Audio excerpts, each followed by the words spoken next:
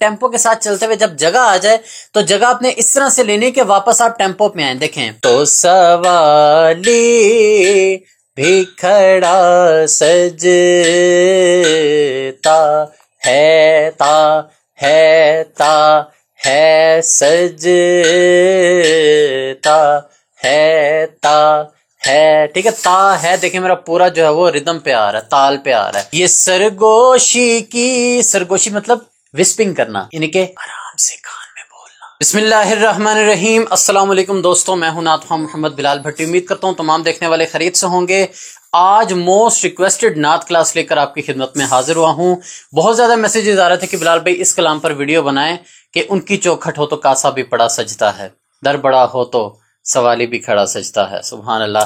ہمارے شرع لاہور سے جناب ڈاکٹر الحاج سرور حسین نقشبندی صاحب کا لکھا ہوا بڑا ہی خوبصورت کلام ہے. یہ ہر ثنا خانے سے پڑھا اور بہت ہی، میں کہتا ہوں کہ موسٹ وائرل کلام ہے پچھلے 2-3 سالوں سے. اس کا ٹیمپو بھی نکال کر دیکھیں گے، کچھ اشعار کے میں آپ کو معنی بھی بتاؤں گا اور مکمل کلام آپ کو ڈسکرپشن میں مل جائے گا. چند ایک اشعار کی ہم پریکٹس کریں گے.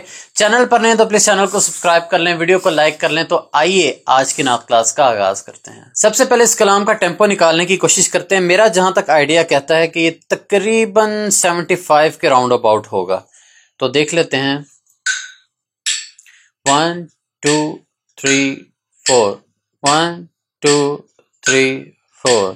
ان کی چوکھٹ ہو تو کاسا بھی پڑا سجتا ہے. ان کی چوکھٹ ہو تو کاسا بھی پڑا سجتا ہے. جی تقریباً 75 پہ فٹ آ رہا ہے. ان کی چوکھٹ ہو تو کاسا بھی پڑا سجتا ہے. در بڑا ہو تو سوالی بھی کھڑا سجتا ہے. در بڑا ہو. ٹیمپو کے ساتھ چلتے ہوئے جب جگہ آ جائے تو جگہ اپنے اس طرح سے لینے کے واپس آپ ٹیمپو پہ آئیں. دیکھیں تو سوالی بھی کھڑا سجتا ہے تا ہے سجتا ہے تا ہے. ٹھیک ہے، تا ہے. دیکھیں میرا پورا جو ہے وہ ردم پہ آ رہا ہے، تال پہ آ رہا ہے. تو سجتا جگہ اپنے اس طرح سے لینی کہ وہ بیلنس آئے اور واپس اب اپنے تال پر، ردم پر، ٹیمپو پر پوری طرح سے اتر سکیں. تو یہ ہوگی استائی. ان کی چوکھٹ ہو تو کاسا بھی پڑا سجتا. کاسا کہتے ہیں پیالے کو، کشکول کو، یعنی کہ جو فقیر لے کر پھرتے ہیں اور گداگری کرتے ہیں، مانگتے ہیں. تو ہم سرکار کے گداگر ہیں، سرکار کے ہم فقیر ہیں. تو اسی نسبت سے شاعر عرض کر رہے ہیں کہ سرکار کی چوکھٹ ہو تو پھر ہمارا کاسا بھی وہاں پہ پڑا ہوا بڑا سجتا ہے. پھر در بڑا ہو، سرکار کے در سے بڑا در مخلوق میں کس کا ہو سکتا ہے.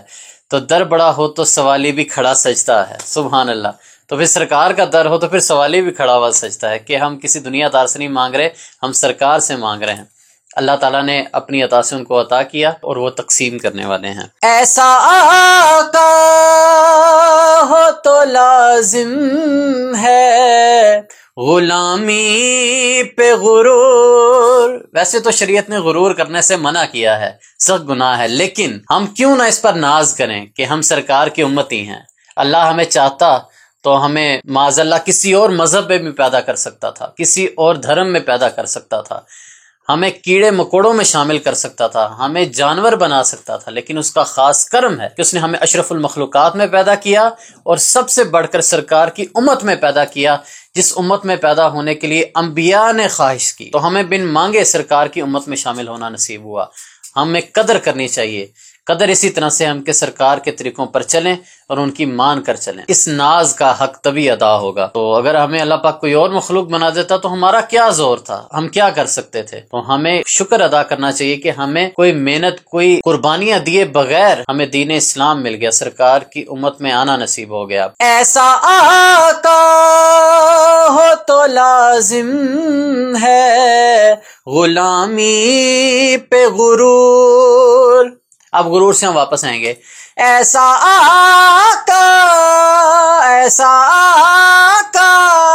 اب ریپیٹ پہ یہ تھوڑا چینج کر کے بھی کہہ سکتے ہیں. ایسا آقا ہو تو لازم ہے غلامی پہ غرور. ایسی نسبت ہو تو پھر بول بڑا سجتا ہے. ایسی نسبت ہو تو پھر بول بڑا سجتا ہے. کہتے ہیں نا اللہ بڑے بول سے بچائے، لیکن یہاں پر بڑا بول بھی بولنا ایک سعادت کی بات ہے، خوشی کی بات ہے کہ ہم فخر سے کہہ سکتے ہیں کہ ہم سرکار کی امتی ہیں. اللہ پاک ہمیں مرتے دم تک اس نسبت پر قائم رکھے. آگے آپ انترے چینج بھی کر سکتے ہیں طرز کے اعتبار سے کہ تاج شاہی کے سافٹنس کے ساتھ، تاج شاہی کے مقدر میں یہ زیبائی کہاں. تاج شاہی یعنی بادشاہوں کہ مقدر میں یہ زیبائی، یہ شان و شوکت کہاں، جس قدر ان کی غلامی کا کڑا سجتا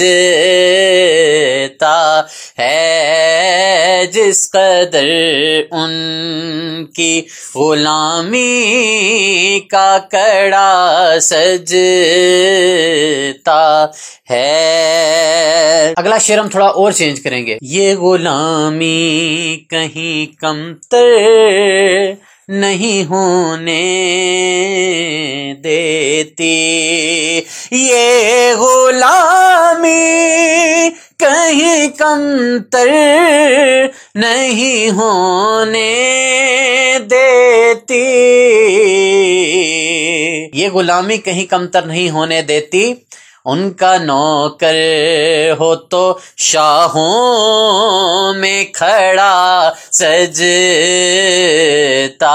ہے. سرکار کا نوکر ہو تو دنیا کے بادشاہوں کے درمیان کھڑا ہوا واضح نظر آتا ہے، الگ ہی نظر آتا ہے، کیونکہ اس کی نسبت سرکار کے ساتھ ہوتی ہے.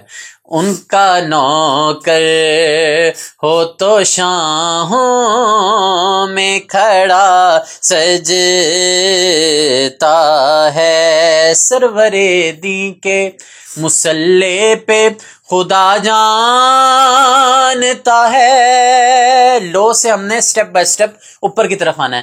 سرور دی کے مسلح پہ خدا جانتا ہے. خلیفہ بلا فصل ان کی شان بیان کی گئی ہے.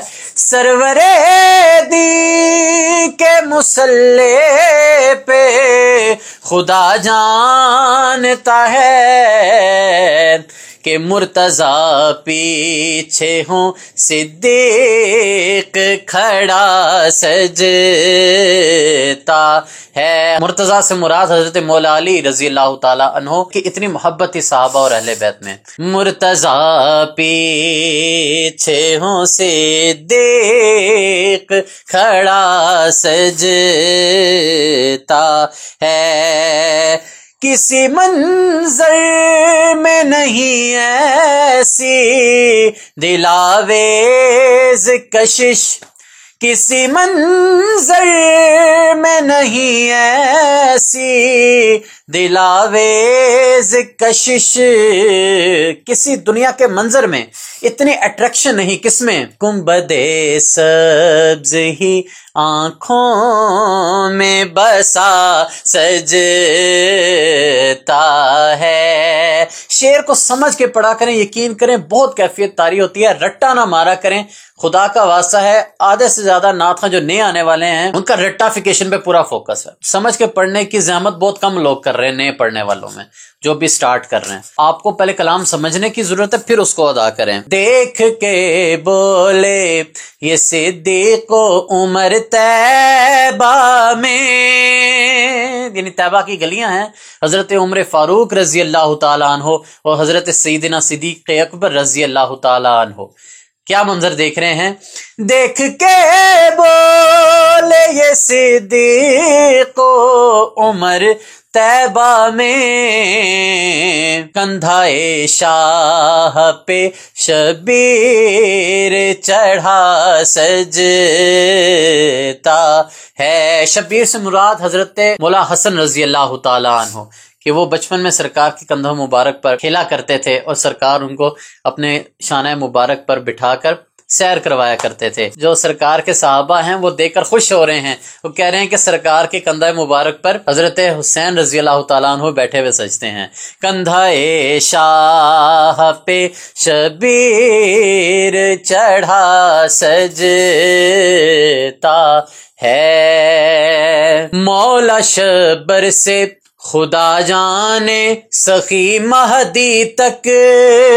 حضرت حسن رضی اللہ تعالیٰ عنہ جو کہ حضرت امام حسین کے بڑے بھائی حضرت حسن رضی اللہ تعالیٰ عنہ سے لے کے امام مہدی ان تک جو بھی حضور کی لڑی سے آ رہے ہیں وہ سبھی بڑے خاص ہیں اور بڑی برکتوں والے ہیں، بڑی سعادتوں والے ہیں اور بڑی عظمتوں والے ہیں۔ گلشن زہرا کا ہر پھول بڑا سجتا ہے۔ یہ جتنے بھی ہیں یہ حضرت فاطمہ الزہرا سلام اللہ علیہا کے گلشن کے پھول ہیں۔ ہر پھول حضرت حسن سے لے کے امام مہدی تک جتنے پھول ہیں سبھی بڑے خوبصورت ہیں۔ کان میں ہر کے مقدر نے یہ سرگوشی کی، سرگوشی مطلب وسپنگ کرنا، یعنی کہ آرام سے کان میں بولنا، یعنی کان میں آرام سے بولنا، اس کو سرگوشی کہتے ہیں۔ کان میں ہر کے مقدر نے یہ سرگوشی کی، کچھ لوگ اس کو سرغوشی کر رہے ہیں، سرغوشی نہیں سرگوشی، گاف اور غائن کا فرق رکھیں۔ کان میں ہر کے مقدر نے یہ سرگوشی کی، حر جو کہ پہلے یزید کی طرف سے آیا تھا تو حضرت امام حسین کے پیچھے جب نماز ادا کی تو دل پلٹ گیا اور غلامی اختیار کر لی حضرت امام حسین کی، ان کی قسمت بدل گئی اور وہ حر سے حضرت حر ہو گئے۔ کان میں حر کے مقدر نے یہ سرگوشی کی، تو نگینا ہے انگوٹھی میں جڑا سجتا ہے۔ اور مقطع میں عرض کرتا ہوں، مجھ سے کہتے ہیں یہی اہل محبت سرور، مجھ سے کہتے ہیں یہی اہل محبت سرور، نعت کا نغمہ تیرے لب پہ بڑا سجتا